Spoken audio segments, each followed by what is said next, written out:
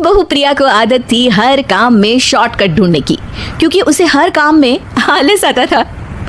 अरे यार, दूध गर्म कर दो ना। अरे पेट में जाके तो दूध ठंडा ही हो जाना है ना, तो ठंडा ही पी लो ना। अरे तुम मेरा सर गर्म मत करो यार। अच्छा है, सर गर्म हो जाए तो सर पे दूध रख लेना, वो भी गर्म हो जाएगा। एक बात बताओ, तुम इतनी आलसी क्यों हो? अरे बोलो ना, इतनी आलसी क्यों हो? प्रिया जवाब दो। जवाब देने में आलस आ रहा है।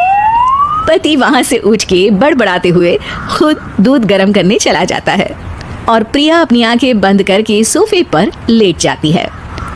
प्रिया की इस आदत का घर वाले सबको पता तो था ही, अब तो बाहर वाले भी उसको आलसी बोलने लगे थे।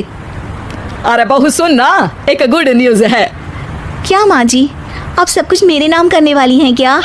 अरे बस तेरा दिमाग पैसों में ही लगा रहता है। माँ जी, आपको तो पता है कि मैं गांधी जी की कितनी बड़ी फैन हूँ, और गांधी जी तो नोट पे ही मिलते हैं ना, इसलिए पैसों के अलावा कहीं दिमाग ही नहीं रहता। वैसे गुड न्यूज़ क्या है? अरे गुड न्यूज ये है कि मेरी कुछ सहेलियां आने वाली है। हैं? ये भी कोई गुड न्यूज़ है क्या? जब भी आपकी सहेलियां आती हैं, मेरे किसी न किसी काम में खोट निकाल के जाती हैं। हमेशा कोई कमी दिखी जाती है उनको मेरे काम में, और मुझे आलसी बोलते हैं वो लोग। अरे तो ऐसा समझ कि आज तेरे पास मौका है उनकी नजरों में अच्छा इम्प्रेशन जमाने का। कैसे कैसे? उनके लिए खाने की इतनी स्वादिष्ट चीजें बना कि वे उंगलियां चाटती रह जाए। माँ जी, ये तो आप मुझे नया काम पकड़ा रही हो। अरे मेरी सहेलियों से तारीफ पानी है कि नहीं? हाँ, पानी तो है। तो बस जाओ, बन जाओ बावर्ची, लगाओ तड़का, कल शाम को आएंगी वो। अगले दिन सास सुबह से घर के बाहर अपनी सहेलियों के पास चली जाती है और शाम को सब प्रिया के हाथ का खाना खाने घर आते हैं। आज देखते हैं कि प्रिया बनाती क्या है। हाँ हाँ, पिछली बार हमने बोला कुछ हल्का खाएंगे तो पापड़ फ्राई करके ला दिए थे बस। हाँ, और उसके पहले जब आए थे और बोला था कि भारी खाना खाना है तो तरबूज काट कर ले आई थी। बोल रही थी तरबूज भारी होता है ना। अरे बस भी करो, इतनी बुरी नहीं है मेरी बहू। तभी बहू वहाँ खाना लेकर आती है। पनीर कोफ्ता, भिंडी मसाला, शाही मसाला, दाल, डबल तड़का, लच्छा पराठा, मिस्सी रोटी। अरे बस बस बहू, इतना सारा खाना। अरे अभी तो और भी है, फ्राइड राइस भी है अभी तो आपके लिए, और हाँ, अरे सूप लाना तो भूल ही गई मैं। अरे लगता है पिछली बार की कमी आज पूरी कर ही देगी बहू। हाँ हाँ, आप खाइए तो।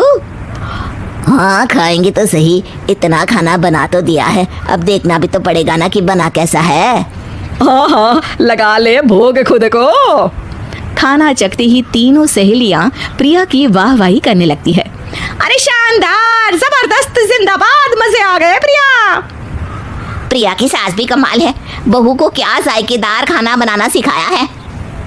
अरे मान गए भाई, इतना अच्छा खाना तो हम में से किसी की बहू नहीं बनाती, और हम भी नहीं बनाते, झूठ क्यों बोले। अरे बस करो बस करो, खाने पे ध्यान दो, बोलती ही रहोगी तो खाओगी कब। ये लो, थोड़ा पनीर और ले लो। सास भी सहेलियों के साथ खाना खाने लगती है, पर बहू के साथ अपनी भी तारीफ सुनकर सास मन ही मन फूल ही नहीं समा रही थी। प्रिया ने बड़ी खुशी से सबको खाना परोसा और सबने झट से खाना खत्म भी कर दिया। राधे राधे, मजा आ गया। और थक गई खाना खाते खाते, अब बस बिस्तर लग जाए मेरा। अब तो जब भी मेरे घर मेहमान आएंगे प्रिया को ले जाया करूंगी खाना बनाने के लिए, मेहमान भी खुश हो जाएंगे। सास खुश है कि प्रिया की इमेज अपनी सहेलियों के सामने काफी सुधर गई है। प्रिया खाने के बर्तन समेटती है, इतने में तीनों सहेलियां हाथ धोने किचन में चली जाती है। तभी एक सहेली देखती है कि किचन स्टैंड पर कागज पड़ा हुआ है। वो सोचती है कि कागज को डस्टबिन में डाल दे। जैसे ही वो उसे उठाती है तो देखती ही रह जाती है। दरअसल वो एक बिल है जिसमें वो सारी चीजें लिखी है जो उन्होंने अभी अभी खाई है। वो चुपचाप बिल उठाकर बाहर आ जाती है और उसके पीछे बाकी दो सहेलियां भी आती हैं।